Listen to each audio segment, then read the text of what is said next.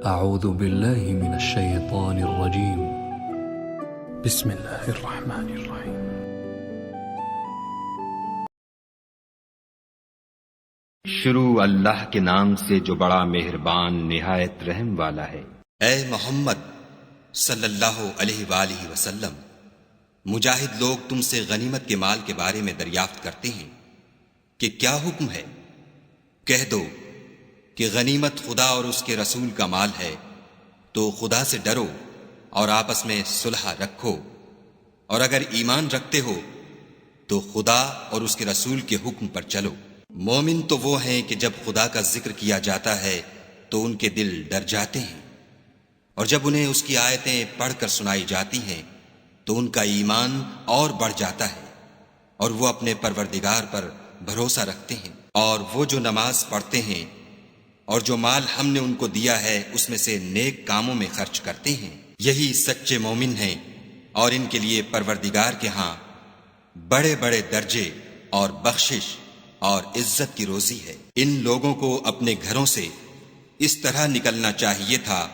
جس طرح تمہارے پروردگار نے تم کو تدبیر کے ساتھ اپنے گھر سے نکالا، اور اس وقت مومنوں کی ایک جماعت ناخوش تھی۔ وہ لوگ حق بات میں اس کے ظاہر ہوئے پیچھے تم سے جھگڑنے لگے، گویا موت کی طرف دھکیلے جاتے ہیں اور اسے دیکھ رہے ہیں۔ اور اس وقت کو یاد کرو جب خدا تم سے وعدہ کرتا تھا کہ ابو سفیان اور ابو جہل کے دو گروہوں میں سے ایک گروہ تمہارا مسخر ہو جائے گا، اور تم چاہتے تھے کہ جو قافلہ بے شان و شوکت یعنی بے ہتھیار ہے وہ تمہارے ہاتھ آ جائے، اور خدا چاہتا تھا کہ اپنے فرمان سے حق کو قائم رکھے اور کافروں کی جڑ کاٹ کر پھینک دے، تاکہ سچ کو سچ اور جھوٹ کو جھوٹ کر دے، گو مشرک ناخوش ہی ہوں۔ جب تم اپنے پروردگار سے فریاد کرتے تھے تو اس نے تمہاری دعا قبول کر لی اور فرمایا کہ تسلی رکھو، ہم 1000 فرشتوں سے جو ایک دوسرے کے پیچھے آتے جائیں گے تمہاری مدد کریں گے۔ اور اس مدد کو خدا نے محض بشارت بنایا تھا کہ تمہارے دل اس سے اطمینان حاصل کریں، اور مدد تو اللہ ہی کی طرف سے ہے، بے شک خدا غالب حکمت والا ہے۔ جب اس نے تمہاری تسکین کے لیے اپنی طرف سے تمہیں نیند کی چادر اڑا دی اور تم پر آسمان سے پانی برسا دیا تاکہ تم کو اس سے نہلا کر پاک کر دے اور شیطانی نجاست کو تم سے دور کر دے، اور اس لیے بھی کہ تمہارے دلوں کو مضبوط کر دے اور اس سے تمہارے پاؤں جمائے رکھے۔ جب تمہارا پروردگار فرشتوں کو ارشاد فرماتا تھا کہ میں تمہارے ساتھ ہوں، تم مومنوں کو تسلی دو کہ ثابت قدم رہیں،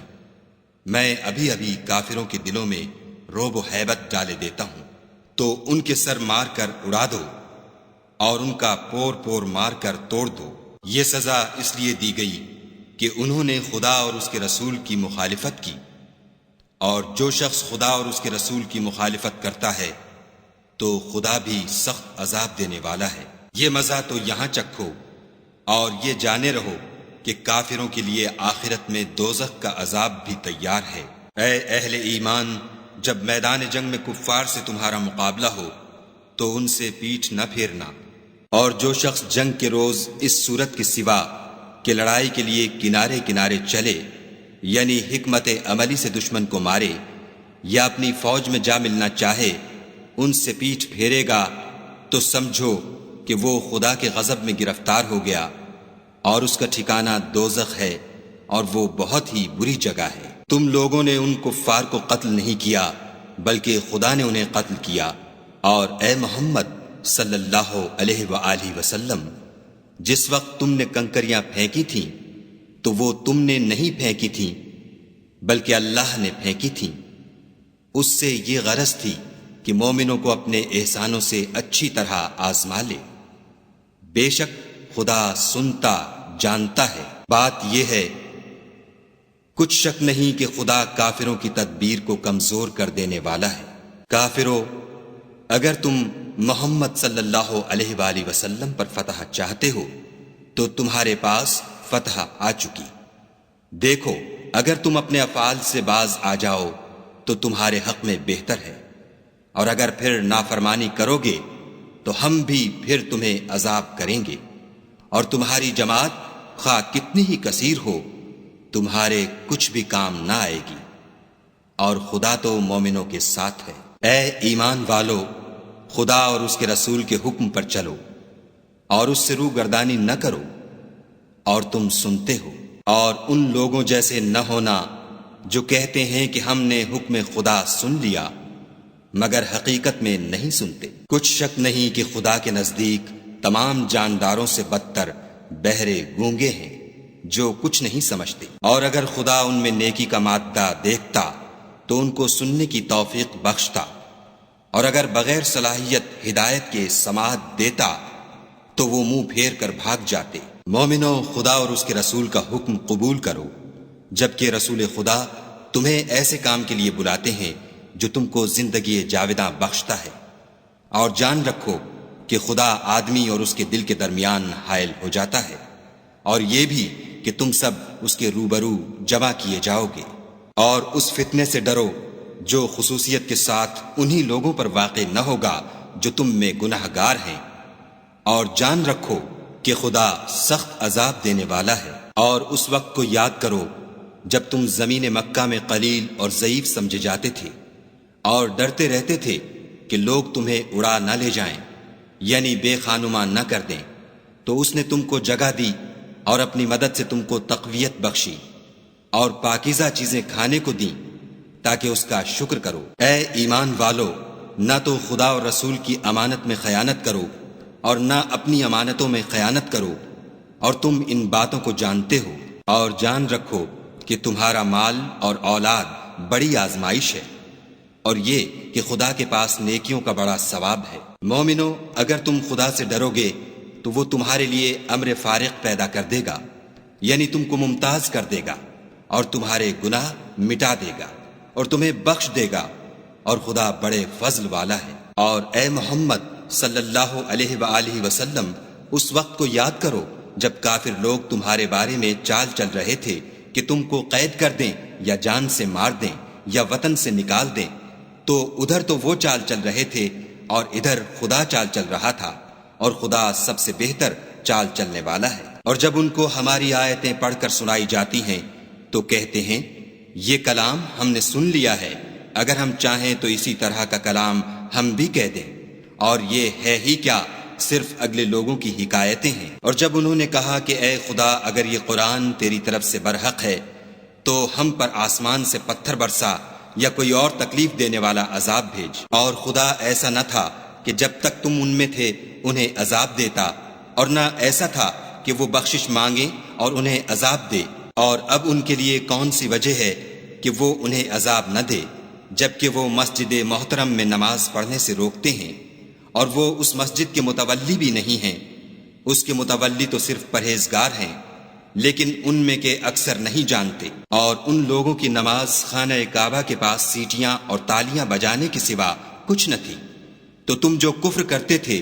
اب اس کے بدلے عذاب کا مزہ چکھو۔ جو لوگ کافر ہیں اپنا مال خرچ کرتے ہیں کہ لوگوں کو خدا کے رستے سے روکیں،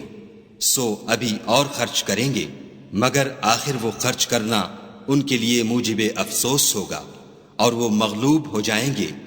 اور کافر لوگ دوزخ کی طرف ہانکے جائیں گے، تاکہ خدا پاک سے ناپاک کو الگ کر دے اور ناپاک کو ایک دوسرے پر رکھ کر ایک ڈھیر بنا دے، پھر اس کو دوزخ میں ڈال دے۔ یہی لوگ خسارہ پانے والے ہیں۔ اے پیغمبر صلی اللہ علیہ وآلہ وسلم، کفار سے کہہ دو کہ اگر وہ اپنے افعال سے باز آ جائیں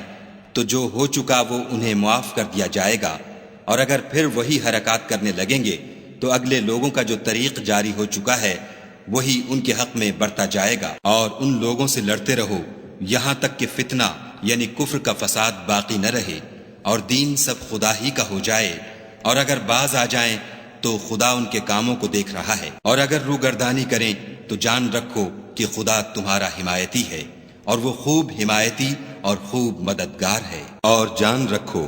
کہ جو چیز تم کفار سے لوٹ کر لاؤ اس میں سے 5واں حصہ خدا کا اور اس کے رسول کا اور اہل قرابت کا اور یتیموں کا اور محتاجوں کا اور مسافروں کا ہے،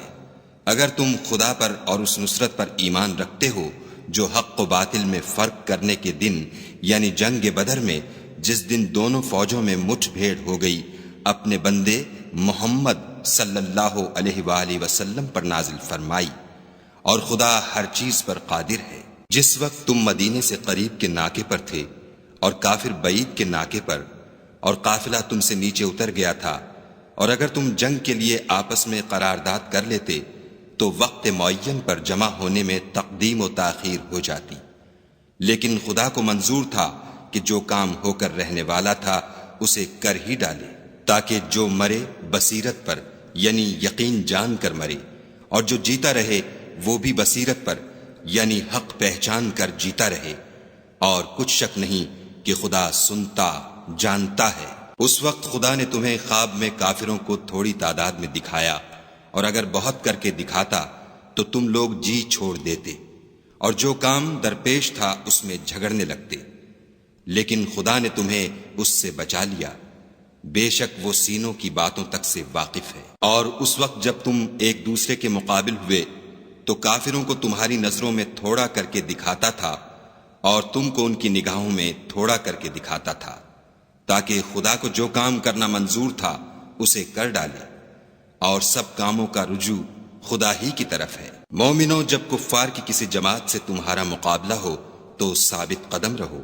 اور خدا کو بہت یاد کرو تاکہ مراد حاصل کرو، اور خدا اور اس کے رسول کے حکم پر چلو، اور آپس میں جھگڑا نہ کرنا کہ ایسا کرو گے تو تم بزدل ہو جاؤ گے اور تمہارا اقبال جاتا رہے گا، اور صبر سے کام لو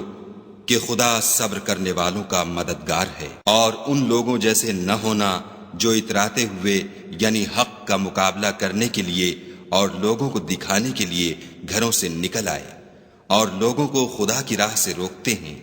اور جو اعمال یہ کرتے ہیں خدا ان پر احاطہ کیے ہوئے ہے۔ اور جب شیطانوں نے ان کے اعمال ان کو آراستہ کر دکھائے اور کہا کہ آج کے دن لوگوں میں کوئی تم پر غالب نہ ہوگا اور میں تمہارا رفیق ہوں، لیکن جب دونوں فوجیں ایک دوسرے کے مقابل صف آرا ہوئیں تو پسپا ہو کر چل دیا اور کہنے لگا کہ مجھے تم سے کوئی واسطہ نہیں، میں تو ایسی چیزیں دیکھ رہا ہوں جو تم نہیں دیکھ سکتے، مجھے تو خدا سے ڈر لگتا ہے اور خدا سخت عذاب کرنے والا ہے۔ اس وقت منافق اور کافر جن کے دلوں میں مرض تھا کہتے تھے کہ ان لوگوں کو ان کے دین نے مغرور کر رکھا ہے، اور جو شخص خدا پر بھروسہ رکھتا ہے تو خدا غالب حکمت والا ہے۔ اور کاش تم اس وقت کی کیفیت دیکھو جب فرشتے کافروں کی جانیں نکالتے ہیں، ان کے منہوں اور پیٹھوں پر کوڑے اور ہتھوڑے وغیرہ مارتے ہیں اور کہتے ہیں کہ اب عذاب آتش کا مزہ چکھو۔ یہ ان اعمال کی سزا ہے جو تمہارے ہاتھوں نے آگے بھیجے ہیں، اور یہ جان رکھو کہ خدا بندوں پر ظلم نہیں کرتا۔ جیسا حال فرعونیوں اور ان سے پہلے لوگوں کا ہوا تھا ویسا ہی ان کا ہوا کہ انہوں نے خدا کی آیتوں سے کفر کیا تو خدا نے ان کے گناہوں کی سزا میں ان کو پکڑ لیا، بے شک خدا زبردست اور سخت عذاب دینے والا ہے۔ یہ اس لیے کہ جو نعمت خدا کسی قوم کو دیا کرتا ہے جب تک وہ خود اپنے دلوں کی حالت نہ بدل ڈالیں خدا اسے نہیں بدلا کرتا، اور اس لیے کہ خدا سنتا جانتا ہے۔ جیسا حال فرعونیوں اور ان سے پہلے لوگوں کا ہوا تھا ویسا ہی ان کا ہوا، انہوں نے اپنے پروردگار کی آیتوں کو جھٹلایا تو ہم نے ان کو ان کے گناہوں کے سبب ہلاک کر ڈالا اور فرعونیوں کو ڈبو دیا، اور وہ سب ظالم تھے۔ جانداروں میں سب سے بدتر خدا کے نزدیک وہ لوگ ہیں جو کافر ہیں، سو وہ ایمان نہیں لاتے۔ جن لوگوں سے تم نے صلح کا عہد کیا ہے پھر وہ ہر بار اپنے عہد کو توڑ ڈالتے ہیں اور خدا سے نہیں ڈرتے۔ اگر تم ان کو لڑائی میں پاؤ تو انہیں ایسی سزا دو کہ جو لوگ ان کے پسے پشت ہوں وہ ان کو دیکھ کر بھاگ جائیں، عجب نہیں کہ ان کو اس سے عبرت ہو۔ اور اگر تم کو کسی قوم سے دغا بازی کا خوف ہو تو ان کا عہد انہی کی طرف پھینک دو اور برابر کا جواب دو، کچھ شک نہیں کہ خدا دغا بازوں کو دوست نہیں رکھتا۔ اور کافر یہ نہ خیال کریں کہ وہ بھاگ نکلے ہیں، وہ اپنی چالوں سے ہم کو ہرگز عاجز نہیں کر سکتے۔ اور جہاں تک ہو سکے فوج کی جمعیت کے زور سے اور گھوڑوں کے تیار رکھنے سے ان کے مقابلے کے لیے مستعد رہو کہ اس سے خدا کے دشمنوں اور تمہارے دشمنوں اور ان کے سوا اور لوگوں پر جن کو تم نہیں جانتے اور خدا جانتا ہے ہیبت بیٹھی رہے گی، اور تم جو کچھ راہ خدا میں خرچ کرو گے اس کا ثواب تم کو پورا پورا دیا جائے گا اور تمہارا ذرا نقصان نہ کیا جائے گا۔ اور اگر یہ لوگ صلح کی طرف مائل ہوں تو تم بھی اس کی طرف مائل ہو جاؤ، اور خدا پر بھروسہ رکھو، کچھ شک نہیں کہ وہ سب کچھ سنتا اور جانتا ہے۔ اور اگر یہ چاہیں کہ تم کو فریب دیں تو خدا تمہیں کفایت کرے گا، وہی تو ہے جس نے تم کو اپنی مدد سے اور مسلمانوں کی جمعیت سے تقویت بخشی اور ان کے دلوں میں الفت پیدا کر دی، اور اگر تم دنیا بھر کی دولت خرچ کرتے تب بھی ان کے دلوں میں الفت پیدا نہ کر سکتے، مگر خدا ہی نے ان میں الفت ڈال دی، بے شک وہ زبردست اور حکمت والا ہے۔ اے نبی، خدا تم کو اور مومنوں کو جو تمہارے پیرو ہیں کافی ہے۔ اے نبی، مسلمانوں کو جہاد کی ترغیب دو، اگر تم میں 20 آدمی ثابت قدم رہنے والے ہوں گے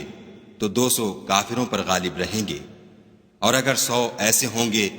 تو 1000 پر غالب رہیں گے، اس لیے کہ کافر ایسے لوگ ہیں کہ کچھ بھی سمجھ نہیں رکھتے۔ اب خدا نے تم پر سے بوجھ ہلکا کر دیا اور معلوم کر لیا کہ ابھی تم میں کسی قدر کمزوری ہے، پس اگر تم میں 100 ثابت قدم رہنے والے ہوں گے تو 200 پر غالب رہیں گے، اور اگر 1000 ہوں گے تو خدا کے حکم سے 2000 پر غالب رہیں گے، اور خدا ثابت قدم رہنے والوں کا مددگار ہے۔ پیغمبر کو شایع نہیں کہ اس کے قبضے میں قیدی رہیں جب تک کافروں کو قتل کر کے زمین میں کثرت سے خون نہ بہا دے۔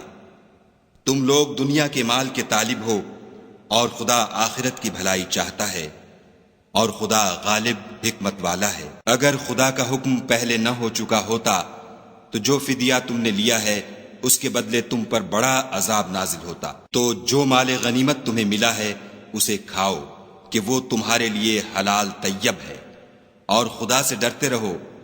بے شک خدا بخشنے والا مہربان ہے۔ اے پیغمبر، جو قیدی تمہارے ہاتھ میں گرفتار ہیں ان سے کہہ دو کہ اگر خدا تمہارے دلوں میں نیکی معلوم کرے گا تو جو مال تم سے چھن گیا ہے اس سے بہتر تمہیں عنایت فرمائے گا، اور تمہارے گناہ بھی معاف کر دے گا، اور خدا بخشنے والا مہربان ہے۔ اور اگر یہ لوگ تم سے دغا کرنا چاہیں گے تو یہ پہلے ہی خدا سے دغا کر چکے ہیں، تو اس نے ان کو تمہارے قبضے میں کر دیا، اور خدا دانا حکمت والا ہے۔ جو لوگ ایمان لائے اور وطن سے ہجرت کر گئے اور خدا کی راہ میں اپنے مال اور جان سے لڑے وہ، اور جنہوں نے ہجرت کرنے والوں کو جگہ دی اور ان کی مدد کی وہ آپس میں ایک دوسرے کے رفیق ہیں۔ اور جو لوگ ایمان تو لے آئے لیکن ہجرت نہیں کی تو جب تک وہ ہجرت نہ کریں تم کو ان کی رفاقت سے کچھ سروکار نہیں، اور اگر وہ تم سے دین کے معاملات میں مدد طلب کریں تو تم کو مدد کرنی لازم ہے، مگر ان لوگوں کے مقابلے میں کہ تم میں اور ان میں صلح کا عہد ہو مدد نہیں کرنی چاہیے، اور خدا تمہارے سب کاموں کو دیکھ رہا ہے۔ اور جو لوگ کافر ہیں وہ بھی ایک دوسرے کے رفیق ہیں۔ تو مومنو، اگر تم یہ کام نہ کرو گے تو ملک میں فتنہ برپا ہو جائے گا اور بڑا فساد مچے گا۔ اور جو لوگ ایمان لائے اور وطن سے ہجرت کر گئے اور خدا کی راہ میں لڑائیاں کرتے رہے، اور جنہوں نے ہجرت کرنے والوں کو جگہ دی اور ان کی مدد کی، یہی لوگ سچے مسلمان ہیں، ان کے لیے خدا کے ہاں بخشش اور عزت کی روزی ہے۔ اور جو لوگ بعد میں ایمان لائے اور وطن سے ہجرت کر گئے اور تمہارے ساتھ ہو کر جہاد کرتے رہے، وہ بھی تمہیں میں سے ہیں، اور رشتہ دار خدا کے حکم کی روح سے ایک دوسرے کے زیادہ حقدار ہیں۔ کچھ شک نہیں کہ خدا ہر چیز سے واقف ہے۔